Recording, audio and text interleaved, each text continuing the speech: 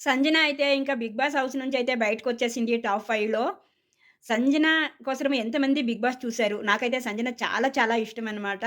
తను చేసే దొంగ పనులకి కొంచెం ఆట చూడాలనిపిచ్చేది. వాళ్ళు మాట్లాడుకునేటప్పుడు చూడాలనిపిచ్చేది. లేదంటే ఎవరికి వాళ్ళే ఎక్కడంటే అక్కడ మామూలుగా కూర్చునేవాళ్ళు. లైవ్ చూసే వాళ్ళకి అర్థమవుతుంది. సంజన నుంచినే లైవ్ చూసేవాళ్ళము. సంజన ఈరోజు టాప్ 5లో ఎళ్ళిపోయింది. కానీ సంజన ఎందుకో ఎనకబడింది. అసలు టాప్ 1లో రావాల్సింది సంజన. కానీ స్టార్టింగ్‌లోనే తనొచ్చేసి నెగెటివ్ ఇంప్రెషన్ తీసుకునింది కాబట్టి సంజనకైతే సరిగ్గా ఓట్లు పడలేదనైతే నేను అనుకుంటున్నాను. సంజన చాలా చిల్లీగా, చాలా హ్యాపీగా ఎప్పుడు నవ్వుతూ ఉంటుంది. బిగ్ బాస్ గూడా చెప్పారు. నాగార్జున సార్ గూడా చెప్పారు.